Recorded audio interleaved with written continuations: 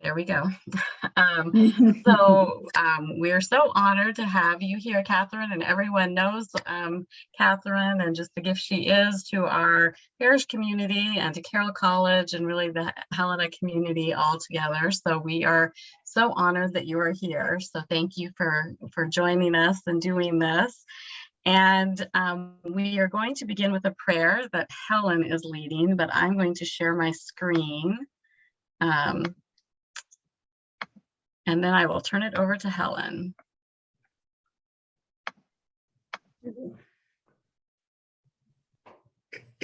So I thought we would pray this psalm together. And so you would say the response and I will say the verses. So let us pray. The Lord is my light and my salvation. Whom do I fear? The Lord is my light and my salvation. Whom do I fear? The Lord is my life's refuge. Of whom am I afraid? The Lord is my light and my salvation. One thing I ask of the Lord, this I seek, to dwell in the Lord's house all the days of my life, to gaze on the Lord's beauty, to visit his temple. The Lord is my light and my salvation.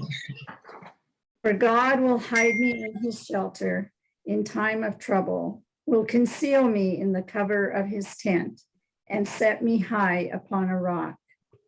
The Lord is my light and my salvation. And this prayer from Julian. Our soul rests in God, its true peace. Our soul stands in God, its true strength, and is deep rooted in God for endless love. Amen. Amen. Amen.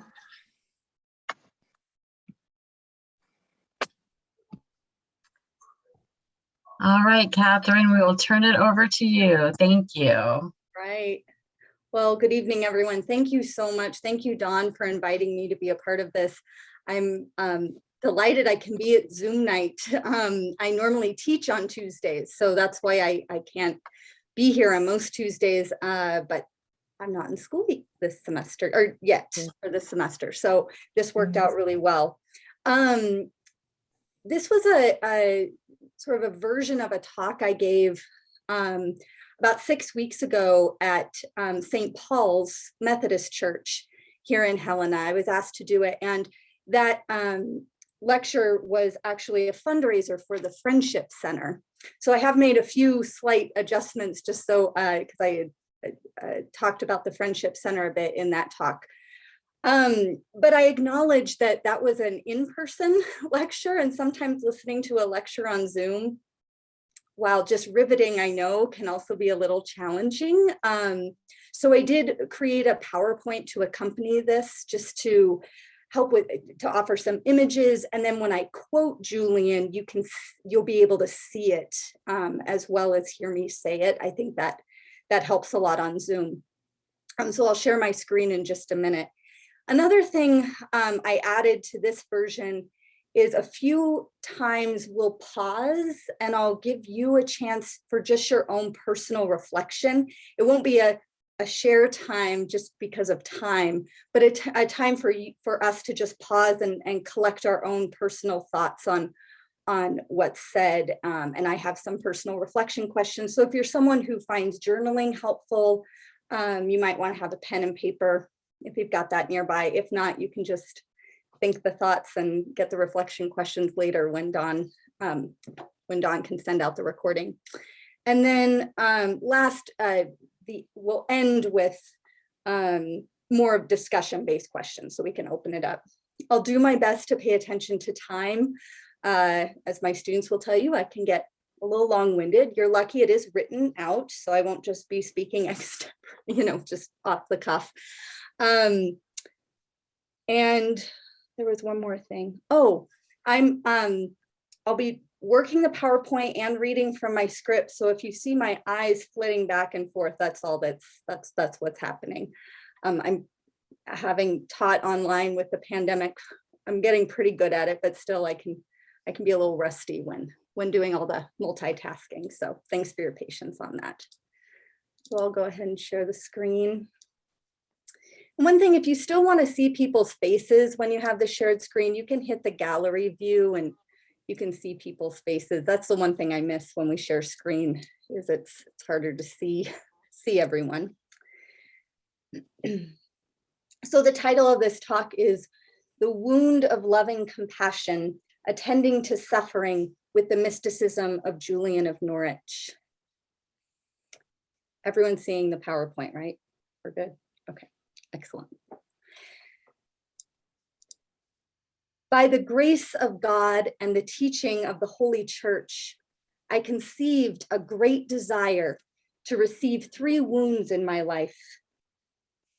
That is the wound of true contrition, the wound of loving compassion, and the wound of longing with my will for God. So writes the 14th century anchoress and mystic, Julian of Norwich, in the first chapter of the long text of Showings, also known as the Divine Revelations of God's Love. To our contemporary ears, this desire Julian expresses sounds strange, even morbid, maybe a little masochistic. In a world so wounded, who is it that asks for more wounds? We know we live in a wounded world. These past 2 years of global pandemic have exacerbated and exposed deep woundedness. There is a collective sense of brokenness, of pain, of alienation and estrangement from what we had hoped for in our lives. We continue to witness the wounds of systemic racism, sexism, and ideological warfare in our own nation and even in our church that continues to rip communities apart. We witness the woundedness of the earth. We are deeply aware of the wounds of violence and disease, of the mental health crisis and drug addiction. We are aware of wounds inflicted through intimate partner violence and sexual assault. We're even becoming more aware of how wounds of generational trauma are passed down in and through our very bodies. And each of us carries our own wounds, some visible, carried physically through scars or limps, through injury or illness. And yet so many of our wounds are hidden from sight, buried deep in our bodies and hearts. Wounds of loss, grief, loneliness, past traumas. Why, oh why, would someone ask for more wounds? Yet this is precisely what Julian asks for. 3 wounds, reflecting the wounds of Christ. And it is the second wound she requests I wish to reflect on, the wound of loving compassion. This is always the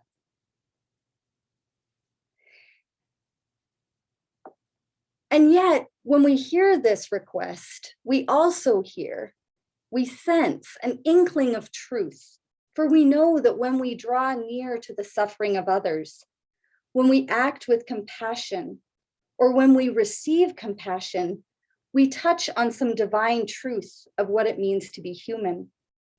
Our capacity and our desire to feel, to empathize, to journey with those in dire suffering points to this reality.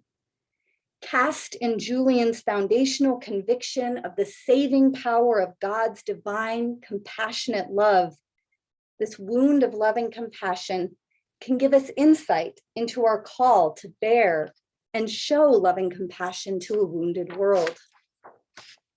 So I invite you to pause just for a moment and think about these 3 reflection questions.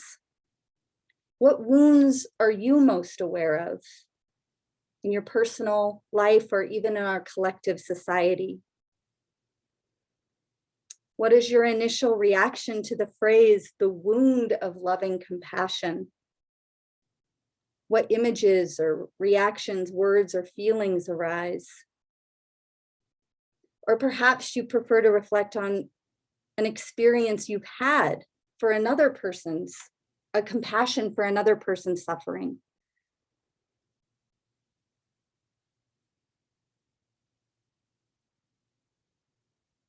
Mindful of time, you probably won't get to all three, but if you choose one.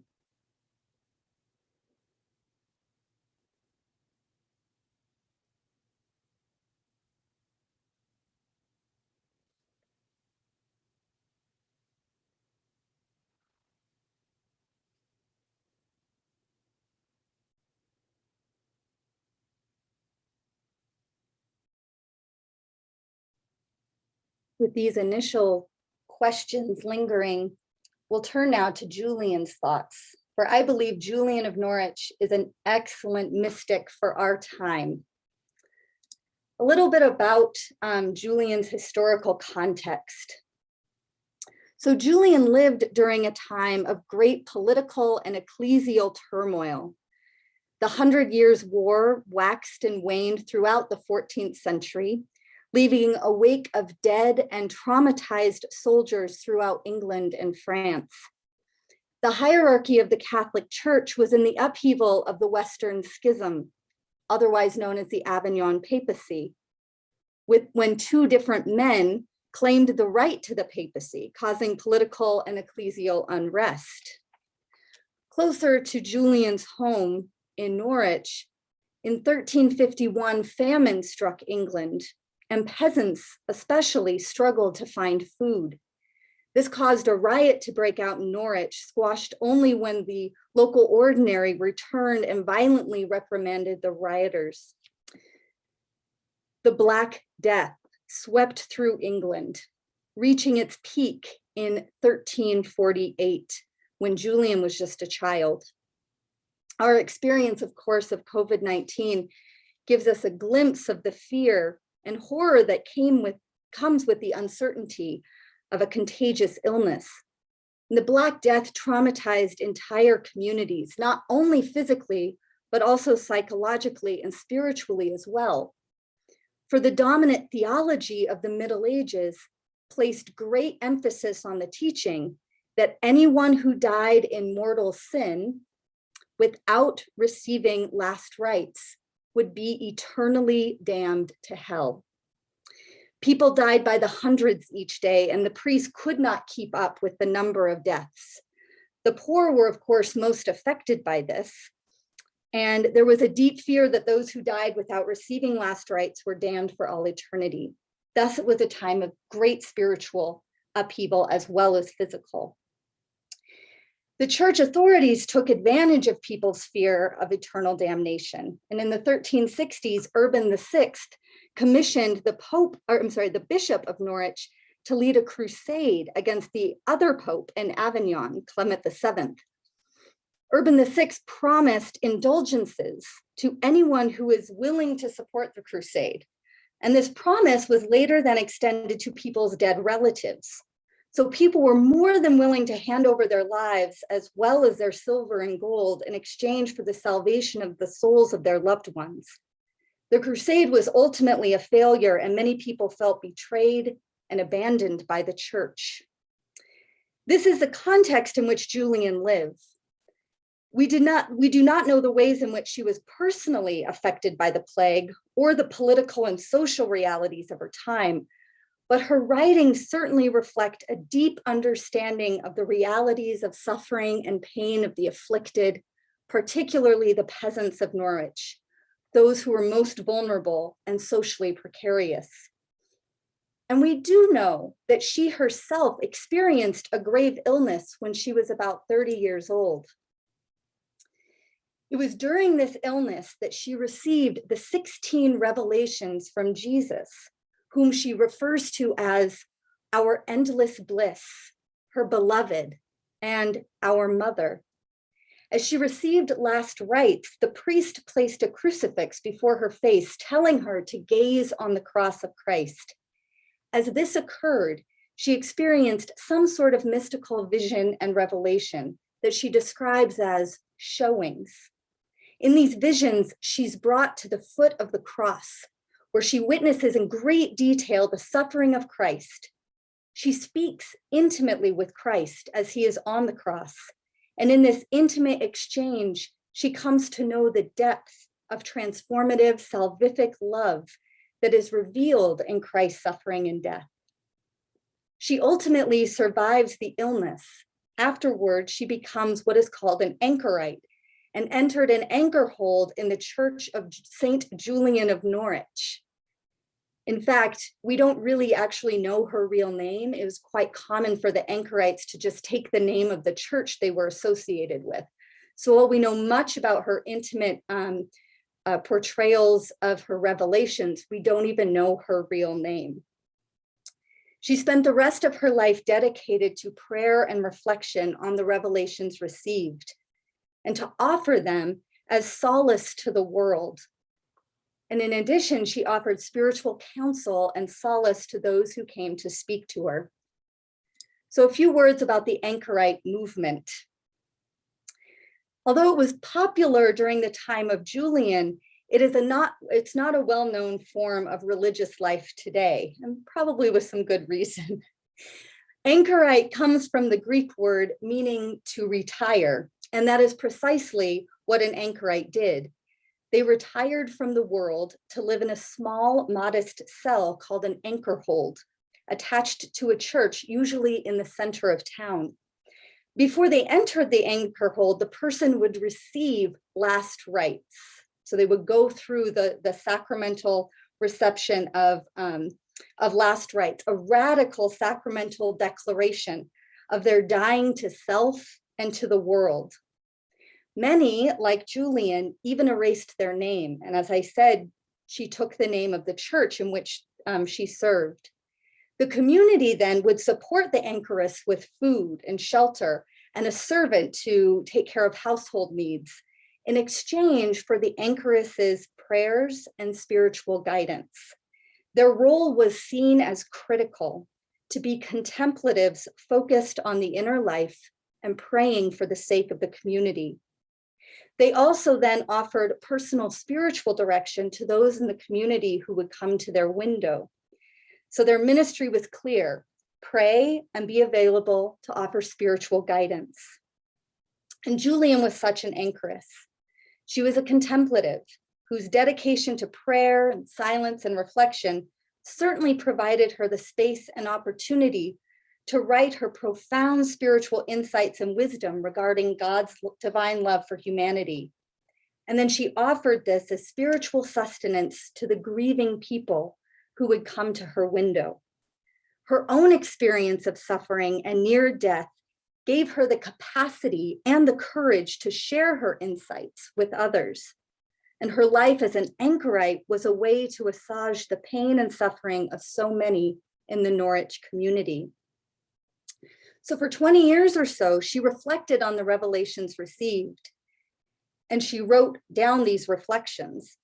At the heart of her theological reflection was the great assurance and conviction of God's divine love for all humanity and God's deep longing and thirst to draw humanity to him.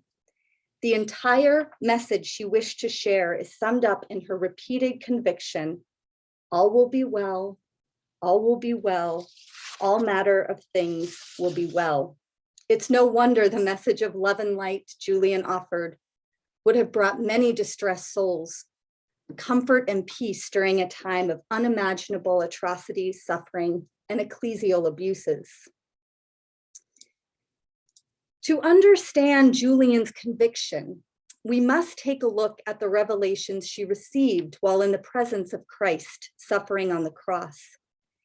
In the beginning of the revelations, Julian is assured that God's love. She is then led to the foot of the cross. She sees and describes in great detail the bodily suffering of Jesus. She bears witness to and describes in great detail his scourging and bleeding, the crowning of thorns, the death-like pallor of his face. She describes the wound in his side, the blood outpoured, his cry, "I thirst," his cruel agony, and finally his death. As she witnesses to and describes this bodily woundedness and suffering, she simultaneously bears witness to the spiritual revelation of the immensity of his love for humanity. And so here is one of the more well-known passages that expresses this. At the same time, I saw this sight of the head bleeding. Our good Lord showed me a spiritual sight of his familiar love. I saw that he is to us everything which is good and comforting for our help. He is our clothing, who wraps and enfolds us for love, embraces us and shelters us, surrounds us for his love, which is so tender that he may never desert us. And so in this sight, I saw that he is everything which is good. And in this, he showed me something small, no bigger than a hazelnut, lying in the palm of my hand, as it seemed to me, and it was round as a ball.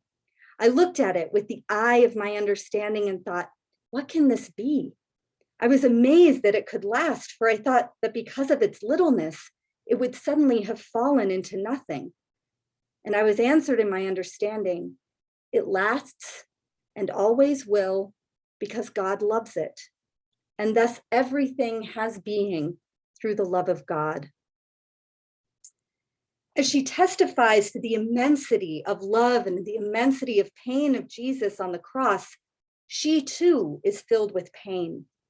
The pain she experiences is not identified with Christ's pain, however, but rather her pain is joined to the sorrow and pain of the disciples at the foot of the cross, Mary, Mary Magdalene, and the beloved disciple.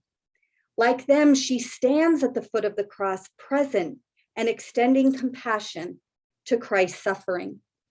She continues, the revelation of Christ's pain filled me full of pains, for I know well that he suffered only once, but it was his will to show it to me now and fill me with mind of it as I had asked before.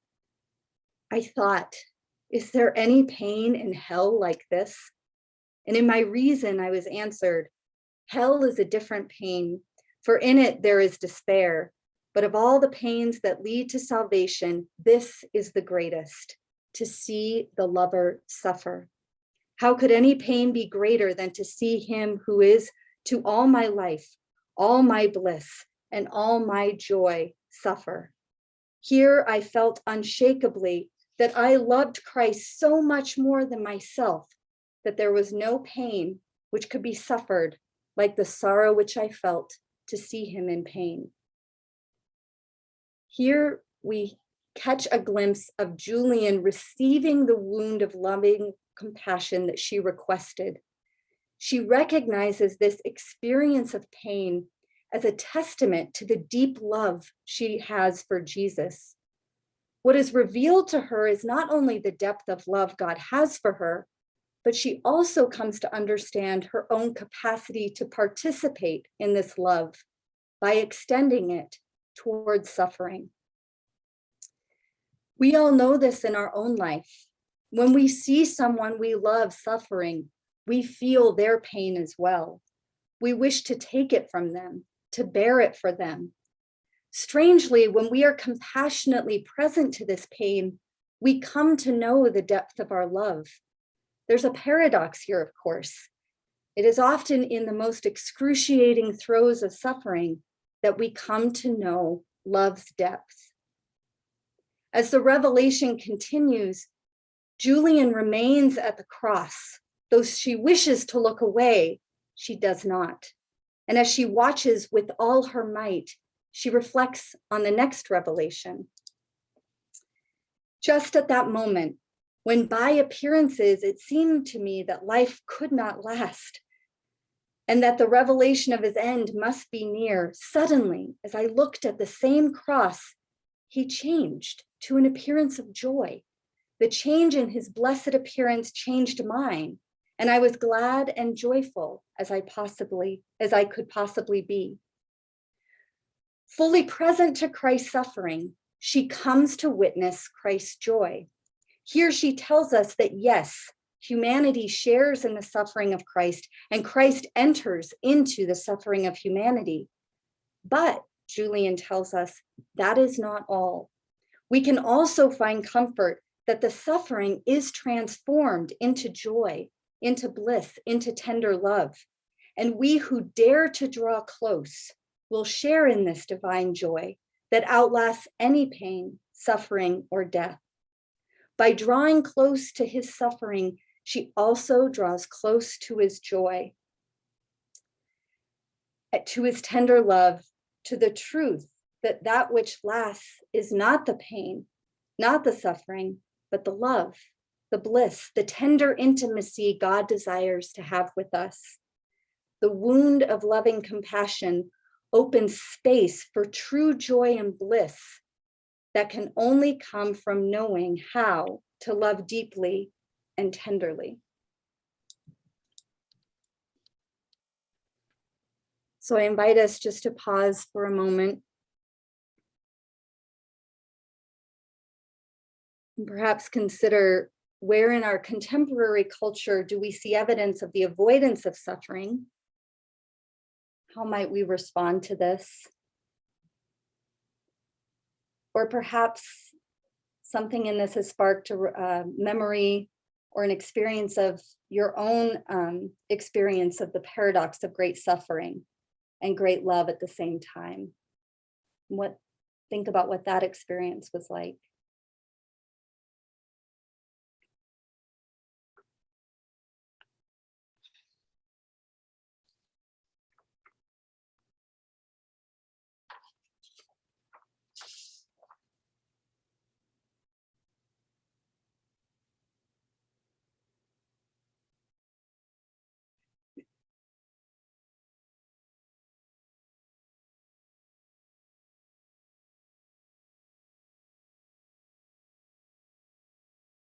For me, what I find most moving in this section of the text is that had she looked away, and she talks about this, had she looked away, had she resisted gazing at the cross, she would have missed the joy.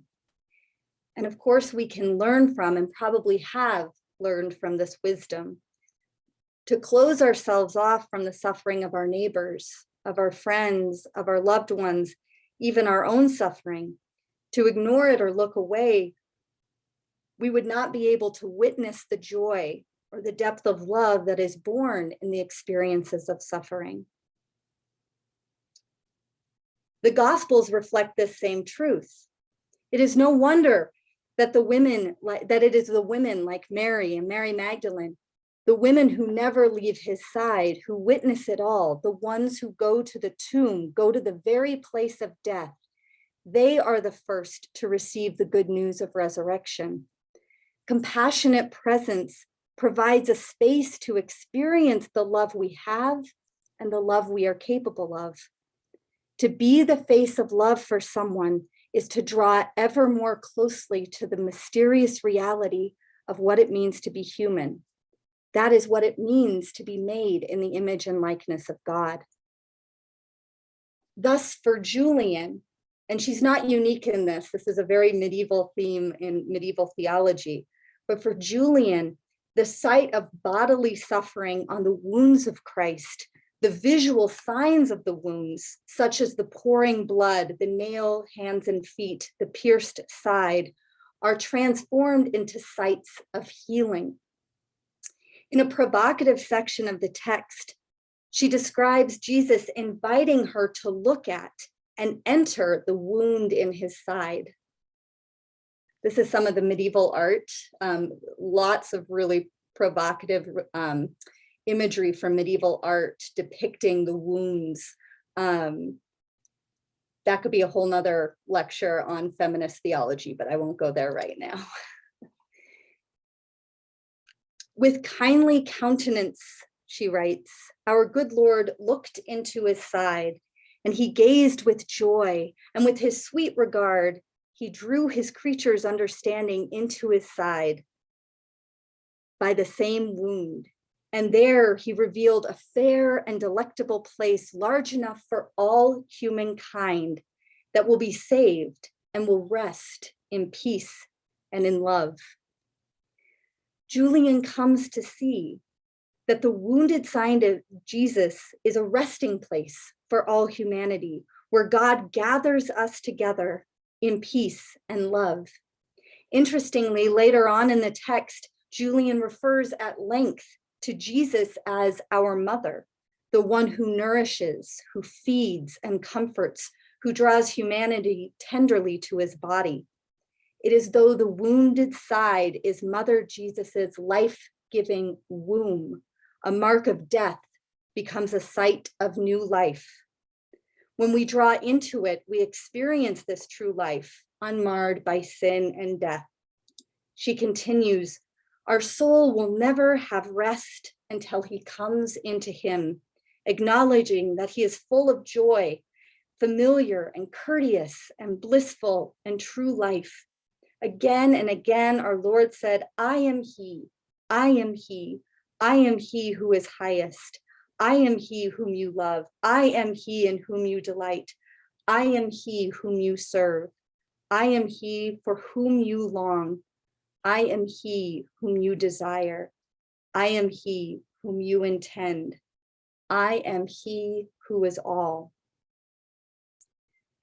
We may have experienced something akin to this in our own lives, when our traumas or our hurts, our griefs, our losses are offered back to the world as sources of healing. We witness this transformation when survivors of sexual assault or abuse survivors courageously offer their comfort to others. We witness it when we see recovering addicts dedicate their time and energy to be present to people in the early days of recovery. I see it all the time in my students when they share with me the reasons for wanting to become a teacher or a psychologist, a nurse, or a doctor.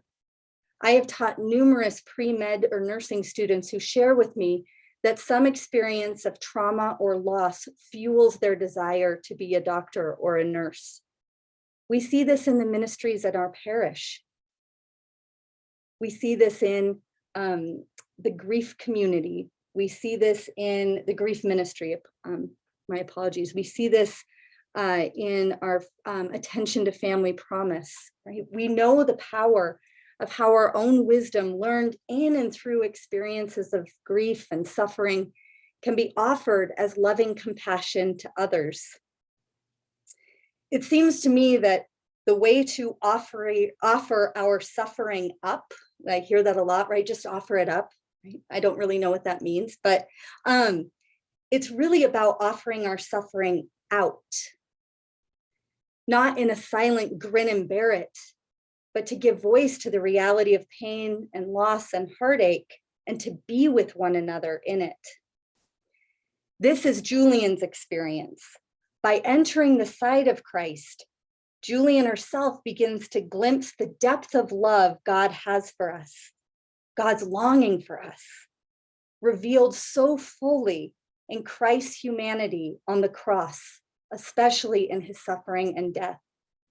Not only does this fill her with compassion for Christ, it then fills her with compassion for whom she calls her fellow Christians. This is compassion that must be shared. Her understanding of how much we must share this love with others. Just as I was before filled with pain and compassion on account of Christ's passion, so I was now in part filled with compassion for all my fellow Christians, because he loves very deeply the people who will be saved, that is to say, God's servants.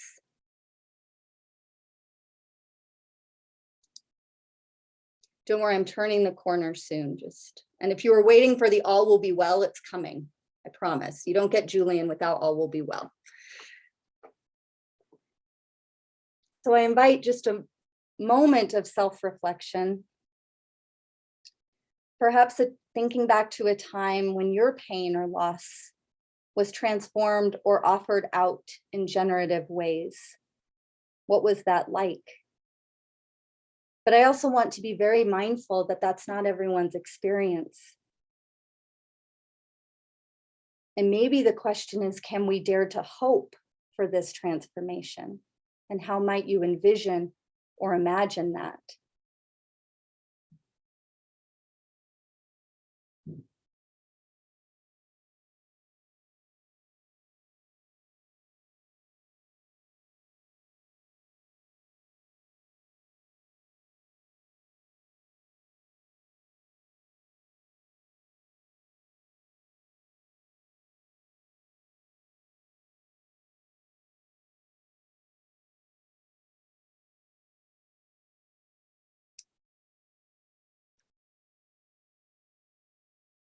In all of this talk about joy in the midst of suffering or the transformation of wounds, I want to be very careful.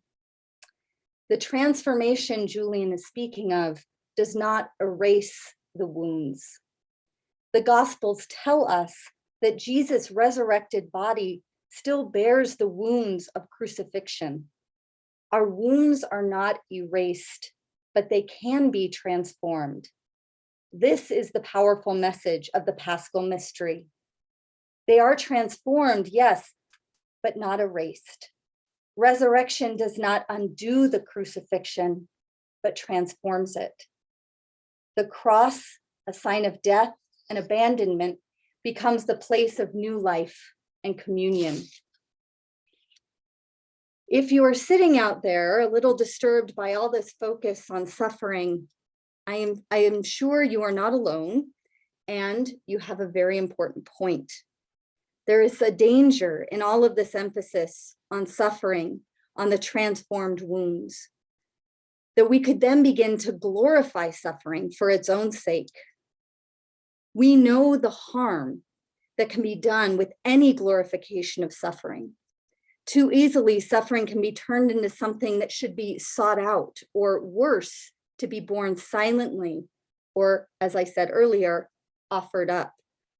Throughout history, the glorification of suffering, particularly the misuse of the symbol of the cross, has been used by people in power to justify perpetuating systems of oppression, particularly against women, people of color, and other marginalized groups. We must protest against this justification for human suffering. But I want to be clear, that's not Julian's theology. Far from accepting and glorifying suffering and sin for its own sake, Julian questions its very existence. In the middle of her conversation with Jesus, right after she has been assured of his passionate love for humanity, she writes, "And so in my folly, before this time, I often wondered why, through the great prescient wisdom of God, the beginning of sin was not prevented. For then it seemed to me that all would have been well." Julian does not bypass the most perplexing of human questions. How can a God be all powerful and all loving, all gracious and all saving, and allow such horrific suffering and sin? Julian repeats this question again and again. Why did God do it this way? Why sin? Why suffering? Why death? Why? Julian receives a response from Jesus. Simply this: sin is necessary, but all will be well, and all will be well, and every kind of thing will be well. All will be well, and all will be well. Every kind of thing will be well.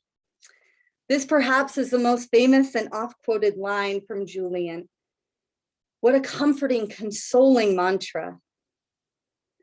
Yet, as with any words of comfort, it can fall into the danger of sentimentalism that becomes apathetic and cut off from suffering and pain.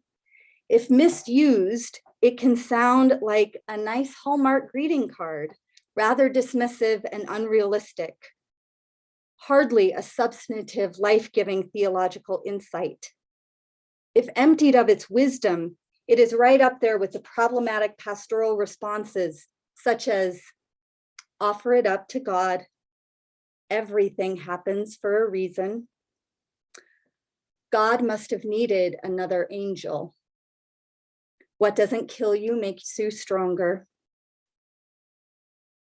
or my personal, least favorite, right? You should be grateful. They're in a better place now. We rightfully shudder in the coldness of these trite responses to suffering. But when situated properly in the context of Julian's theological reflection on the divine love of Christ, we, like Julian, can find great consolation in the promise, all will be well. For after hearing this assurance that in spite of sin, all will be well, Julian describes feeling deeply consoled. Reflecting on the statement, she comes to see that unlike the beloved hazelnut, that will last in spite of its littleness. All the seemingly insurmountable sin, suffering, pain cannot last, for it is not of God. It bears no substance, and therefore it will not last. The comfort is that in the end, all that is real, all that is held in the loving embrace of God, the hazelnut, the tiny sparrow, the lilies of the field, the loved one who dies, they carry on, not the pain, not the suffering, but the love. While even the smallest hazelnut lasts, sin will not. Julian still isn't satisfied though. She pushes. How could all things be well? Jesus continues to respond to her inquiries. In here, we hear echoes of the book of Job. Job, in the midst of his horrific plight, cries out to God for answers. And like Job protests to God, so too does Julian protest to Jesus. And like Job, she does not receive the answer she seeks. As God tells Job, I am God, you are not. That's my summary of the book of Job. So too, Julian receives the assurance, while much is veiled in mystery, we find comfort in the faith that Jesus, through his suffering, offers salvation. When we place Julian's received mantra, all will be well, in the ambit of her incredulity and protest of sin and suffering, we can dare to hope that it's true, without falling into the trap of vapid sentimentalism or cheap grace. What stands out about the line is that it is in the future tense. Jesus does not gaslight her, pretending all is well. To acknowledge that all will be well, all may be well, is to say, it is not well right now. There is a proper way for the world to be, and God is on it. We also know, along with Julian, that this promise comes from a distant, all-transcendent God we also know, along with Julian, that this promise does not come from a distant, all-transcendent God who knows nothing of human suffering. Julian knows God is present in our suffering. In fact, Jesus himself cries out the same anguished plea, my God, why have you abandoned me? In this cry, God draws ever closer to our human brokenness. At one point in their intimate conversation, Jesus tells Julian, if I could have, I would have suffered more. For the sake of humanity, God enters our very suffering, and this is where salvation is found. What Julian hears then is that we are not only freed from sin, we are freed for love. We are freed to be in intimate relationship with God.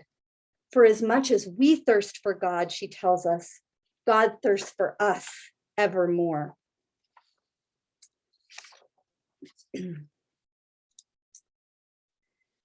Julian moves from a theology of the cross that focuses on atonement to one that focuses on accompaniment. In Jesus, God enters the human experience of suffering, accompanying us in our woundedness. And so then, we are called to accompany him in his suffering as well. We do not do this simply by reflecting on the death of Jesus, but by accompanying others, by bearing witness to the wounds of love, to bearing witness to our wounds of loving compassion. In the wound of loving compassion, she receives the salvific promise, all will be well. When we trust in the divine love, the divine promise, we gain the courage to enter the fray, to be present to the suffering of others. The transformed wound of Christ gives us the hope that our wounds too can be transformed. Our wounds, our woundedness can be transformed into a powerful source of healing for others.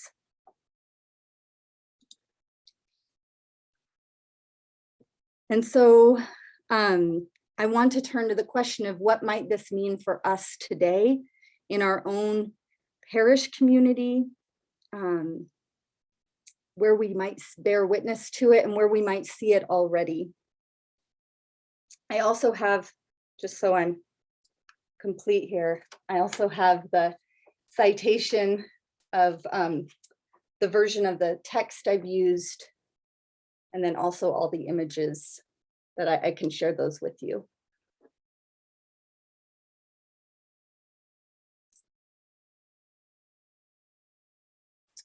Dawn, I think it might be helpful if I stop sharing my screen so we can see each other, but I can bring these questions back up if that's helpful.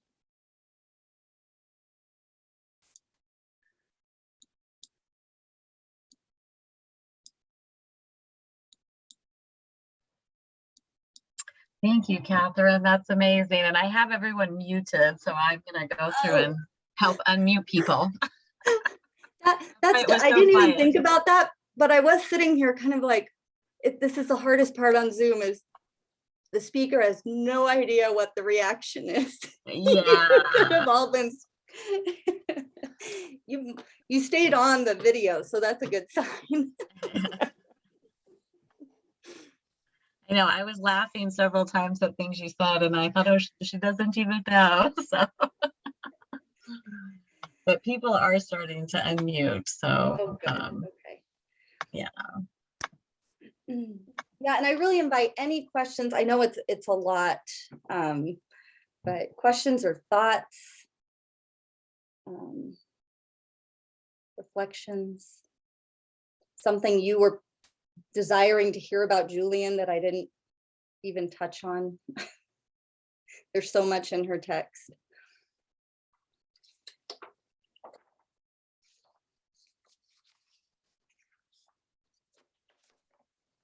Well, I'm grateful that this was recorded because there was so much information, and the quotes and everything were just so amazing. So I can't wait to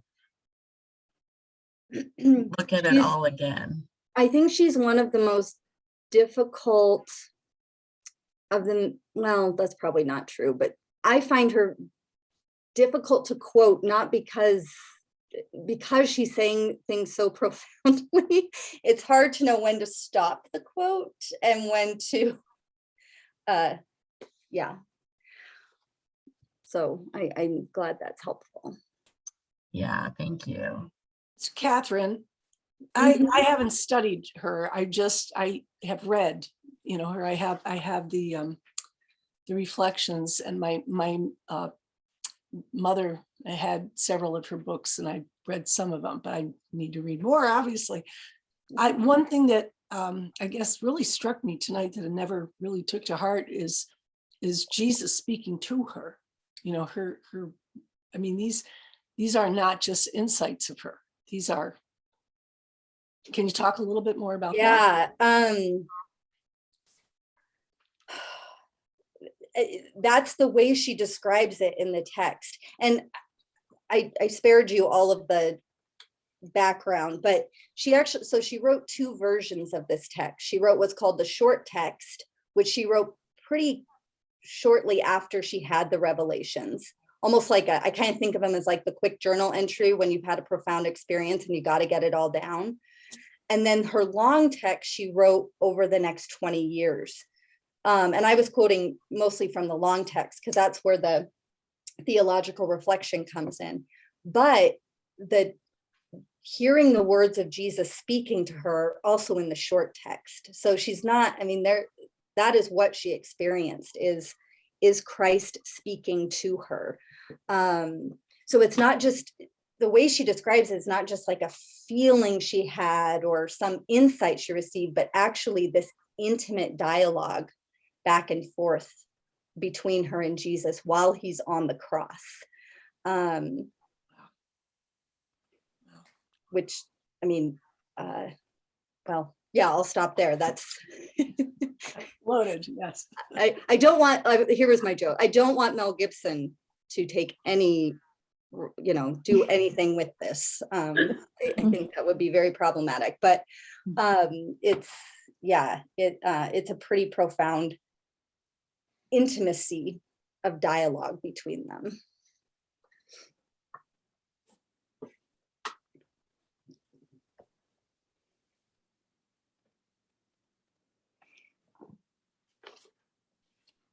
You want to share the question? Oh, sure. Yes. Yeah, you're like, this is what happens to my students too. They're like, what was the question? And again, we don't need, I listed a lot of reflection questions because you might go in different directions, but I've been, especially through the pandemic, thinking about the anchorite spirituality and how in some ways I think we've been living it, maybe without even knowing that's what we were doing. Not with the complete last rites or anything, but and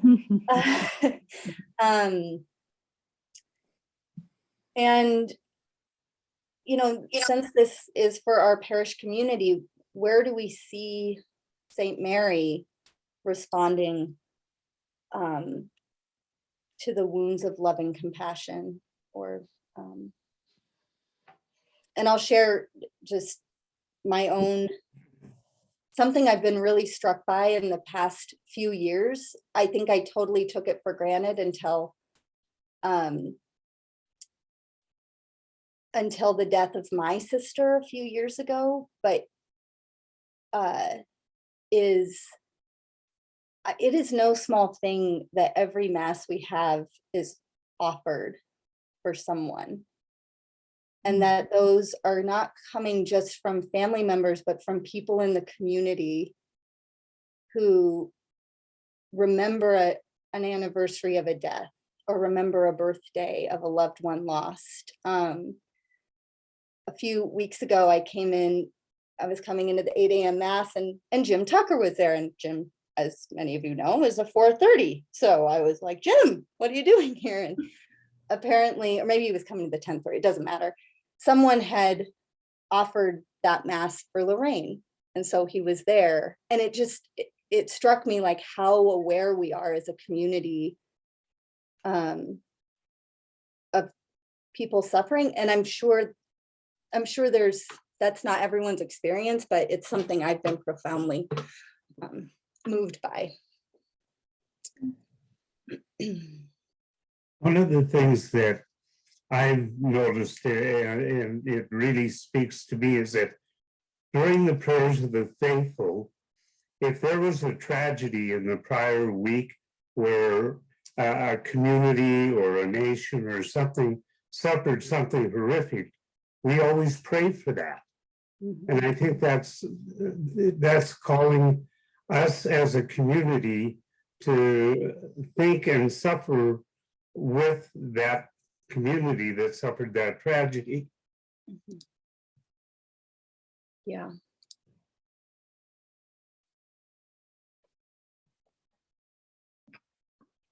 In our response to tragedies and to the needs of so many that have come out, with this pandemic, I mean, isn't that our response to the wounds of of loving compassion? I mean, that's our being obedient in a sense to our call to do that. I mean, it's not just us being good people to get on the news. I mean, that is the call,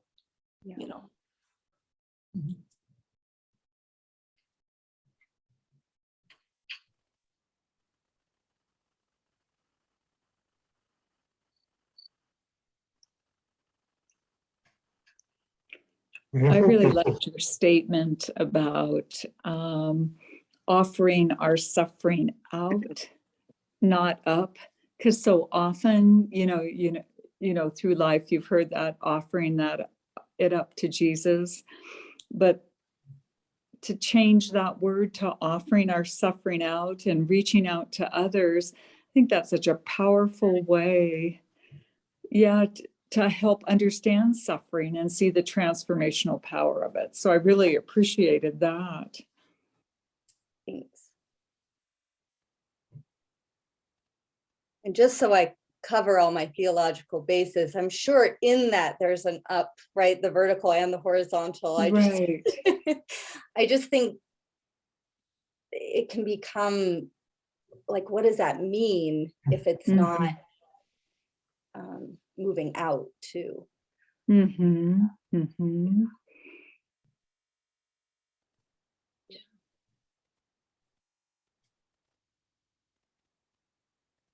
because I think in the suffering out, it shows healing and, that wounded compassion, because finally you're able to reach out to others and instead of internalizing it all.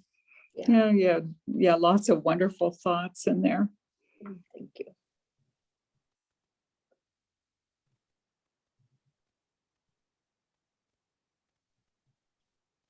I'm gonna stop the share just so I can see everyone's faces, Mhm. knowing we might be coming. Oh, thanks, Don. Sorry, I just saw the chat, Don. Oh, that's okay. I just sent it, so we were thinking along the Oh, same okay. lines. Okay. Don just sent me that gentle nudge to stop the share. I think- oh, go ahead. I think the community and then the church is a wonderful place because it's a society of me and with all the social media and then of portraying me and then I. So the community of togetherness, and I think individually we have wound, different types of wound of ourselves. And Christ, his dying on the cross and then his pain is like a reassuring to us that, he experienced what we have and he knows our pain. And then it's very reassuring that, he knows it's not me who is suffering. And then so it's like, this reassuring will be like we are reaching out to others. And then we are like, actually on 24th December, one of my best friend's sister died from COVID. And this is very shocking news to me.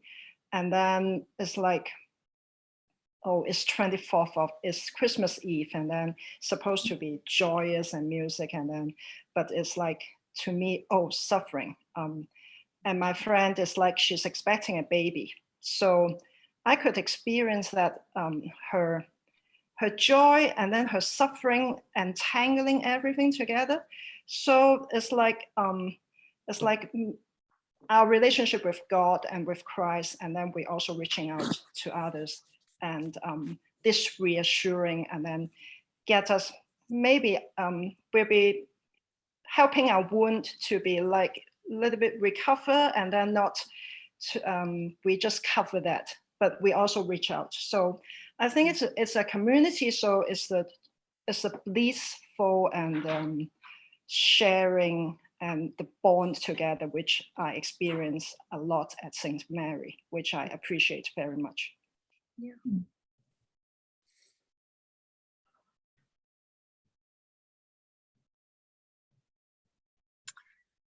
I know, just kind of reflecting on St. Mary's, and as many of you know, I was in San Diego for many years, which of course it's a bigger city, and so everything's harder, but I've just been amazed at St. Mary's that it really is a community that does really strive to share in one another's sufferings. I mean, I've never been at a parish before that, will make meals for people or, do things like that if there's any kind of a need. And probably realistically, it's harder in the city to actually make that happen, but still, in college, I was in a parish in Kansas where it could have happened and it didn't. So I do think things like that are unique.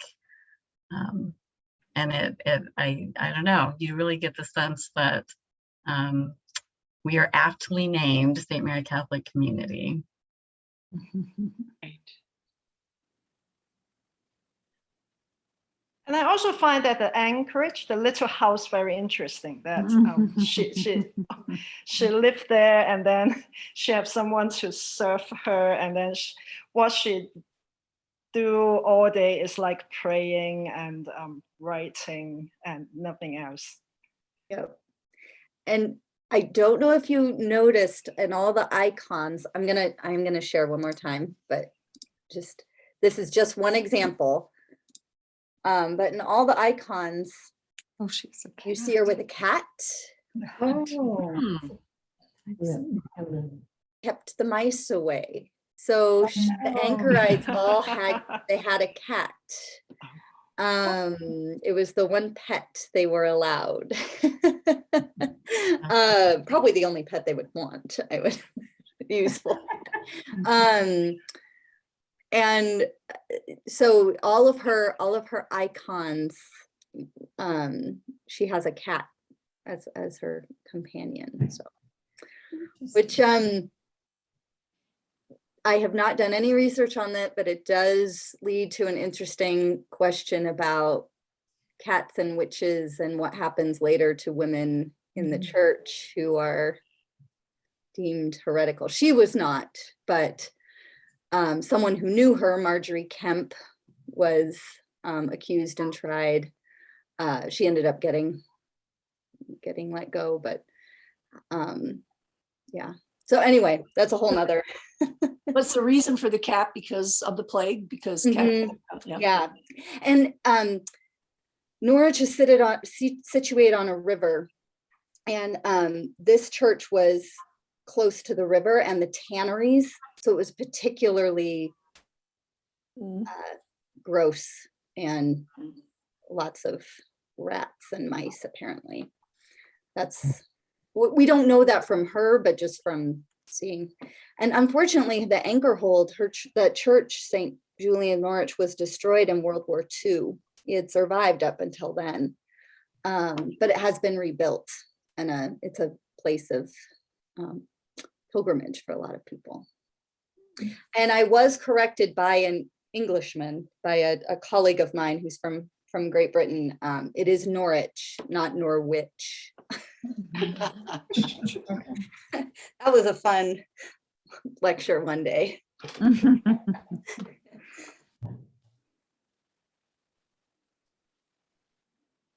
Yeah, the anchorage is quite fascinating.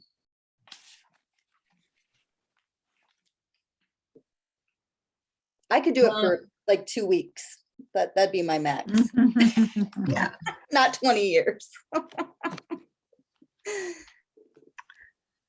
So we're a little bit over 8, so I just want to honor everyone's time. If you want to say anything or have any questions, now's the time. Just last thoughts or questions.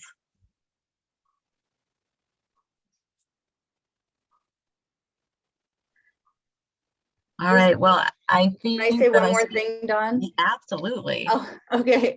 I will give a little plug. If I know, I've had people have expressed interest in like knowing what to audit at Carroll in the theology program. If you're ever interested in that, Carroll offers some great opportunities, particularly for senior citizens, and I think for alums, but I'm not sure about that, for auditing courses. And in the fall, I will be teaching the Medieval Women Mystic course that I teach every other year. So there's other great courses too. You don't just have to take them with me, but just so you know, that's offered next fall. Do you have any idea when it will be offered yet? Or Probably Monday. Yes, I do. Monday and Wednesdays, 3:45 to 5. Okay. In the fall. So. That's great. Hopefully in person. Yes. Yeah. Well, I know I speak for everyone and just thanking you so much. This was just amazing, and we're all so grateful for the time and effort that you put into this, and being willing to spend your time with us. And we hope you can come back again for a Zoom night. So maybe in the summer when you're not teaching on a Tuesday night. I would love that. I really appreciate, Dawn, the opportunity, and thank you, everyone. I know I really do appreciate listening to a lecture on Zoom is like not ideal. So I really appreciate your stamina. The next time I come back, I'll do something where it's just questions and discussion. Oh, you did great. Great. Yeah. Thank you, Catherine. Thank you very much. Thank you. Actually, Thank you. I want to say one thing. I want to say one thing really quick. I'm from Chicago, so it worked really good for me because I didn't want to fly in for it. Worked for me. Awesome. It's still my community, so thank you. We'll Yeah, make it that's a right. hybrid, you guys. It'll be a hybrid. Yeah. There we go. Yeah. That's Catherine, awesome. thank you for sharing your knowledge with us. And I think Thank you. the insights are a lot of food for thought here. Yes. Thanks. Amen. Thank you, everyone. Thanks Very for good. Yeah, Thanks. thank you. Thank All you. right. Well, have a blessed night, everyone. Last night. Thanks, John. Bye. And Thank email me if you you. want a copy. All right. All right. Thanks. Sure, Thank you, bye-bye. Bye. Bye. Bye. Bye. It was good. Yeah. Really good.